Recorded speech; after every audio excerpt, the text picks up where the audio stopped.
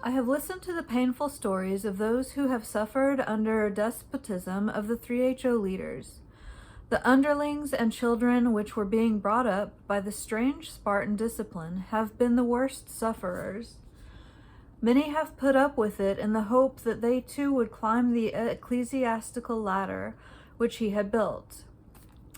I have recorded these sordid details of many incidents in my memoirs and journals, but I have refused to either encourage or help in the hate campaign of those who wish to demolish him and see him disappear into the air. That is what may not happen, and I hope does not happen. My main concern is with those beautiful souls who still seek the light of the gurus and the purest ideals of Sikhism. I may not be able to do much for them, but my sympathy and affection and personal love is basically for these beautiful souls. I am prepared to go to any length to help them in any way they want it, but not in the form they would like to have. Yogi Bhajan has always been, to those who knew him, physically and emotionally attractive, intellectually bohemian and repulsive because of rough and abusive tongue. His organizational ability, backed by the brilliant imagination of Americans, expert in commercial publicity, project him as a person head and shoulders above many Sikh leaders. His bohemian ways, his impious holiness, his liberal stance, his outward courtesy and friendliness, and secret intrigues to run down others, his private admission of his weaknesses, and his public declaration of his messiahship, his divine sermons, and abusive tongue make him what I would call a Dr. Jekyll and Mr. Hyde of his own kind, remarkably an apt character for a Shakespearean stage. Between his blind admirers, who go into ecstasy on receiving every touch on their soft skins, and his virulent, uncompromising critics, a writer of my position has nothing to choose. My stand is for an understanding, compassion, and a healthy change in the person and teachings of Yogi Bhajan. If I knew that his enemy would be firing a bullet at him, given the time and place, I would like to defend him with my person. No bullets have ever been able to destroy any teaching. I admire him for many of his qualities which make him distinguished and lovable, like a famous circus clown. He might not have taken the path of sacrilegious invention and mixing his mumbo-jumbo tantric rituals with Sikh mythical ideals if thoughtless and selfish leaders like Gurcharan Singh Tora and Hukum Singh had not given him the license and authority to do anything he liked. These leaders are known for their ethically unstable bungling and treacherous roles in Sikh political and religious life, to which I have devoted a whole chapter. A writer, says Alexander Solzhenitsyn, is a government in himself. A writer devoted to the cause of Sikh minority, which has suffered for centuries under one arrogant majority tyranny after another, has to be much more firm and steadfast than governments usually are. He has to be a rock-like, self-reliant institution by himself, so that the sovereignty of mind and spirit stand against all falsehood, against all cultural and political hypocrisy, tyranny, and injustice. And who has suffered more injustice than the Sikhs even under the Congress regime? I have had to fight many battles in the press all alone. I have always preferred suffering for truth, but I have never compromised with falsehood.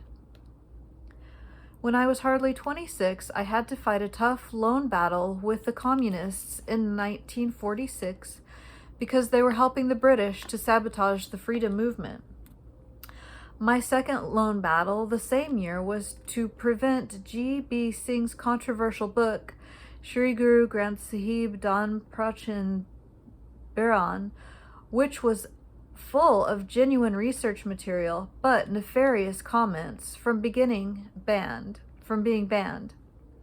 I had requested by Sahib Ranbir Singh and Bhai Sahib Veer Singh not to issue any statement against it, to which they agreed. Matters became worse when Ajibi Singh was assaulted one morning while going out for a walk by the notorious Akali Pracharak Puran Singh. As the columns of daily papers were not available to me, I had to wait until Sahit Samachar, a monthly, brought out a special issue of the magazine. I wrote a long article, Ilat da Nua Chaudhary, which fortunately silenced the agitation and prevented the book from being banned. For the past 30 years, the Congress rulers have been trying to destroy, by sheer oppression, the political ambitions of our people, and our religious and political organizations, like the Akali Dal and the SGPC, have played a cowardly and shameful role at every moment in crisis. All I could do during this period was to publish over 200 articles, pamphlets, and protest notes in English and Punjabi dailies for the just political demands of the Sikhs. At times, firm stand had to be taken against university dons who tried to mutilate and corrupt history just to please the anti-Sikh policy of the ruling party. Sardar Kirpur Singh is perhaps the only other writer who firmly voiced his dissent on many issues. My battle now is not against Yogi Bhajan, but against his sacrilegious teachings in the name of Sikhism. My sympathy is with those Americans who are genuine seekers of Sikhism and who are prepared to walk on this path with or without Yogi Bhajan, and not with trained hooligans who under his orders threaten and insult others. This is one more campaign for truth and sanctity of religious principles, for which I may have to suffer both at the hands of hate campaigners and the brainwashed and programmed followers of Yogi Bhajan. I have always paid the price of isolating historical truths from political campaigns of self-interest of the few. I will do it again. Even 50 years from now, this book will have a meaning and significance of its own. An open inquiry should be held into everything our own leaders have done to misguide and mislead the Americans by 5-6 elected by a ticket outside the control of the SGPC leaders. I hope the Sikh community will wake up from the sleep of apathy and indifference towards all the sacrilegious activities committed by our politicians in the name of the Sikh religion and Sikh Panth. Most of the American Sikhs are absolutely innocent as well as ignorant. They must know authentic Sikhism from authentic and inspired Sikhs. God alone knows how long we will continue to suffer these shameful activities of our politicians and charlatans passing as holy men. After years of silence, I have decided to stake my life, my honor, my prestige to fight this demonic evil at all levels and in all areas of the lives of our people. Even if I am alone in this fight, I shall continue to fight these decadent and destructive forces till the people with faith and commitments to doctrines and historical experiences of Sikh faith rise as one man and wipe out these gravely corrupt forces. All over the world, people are sick of their misdoings.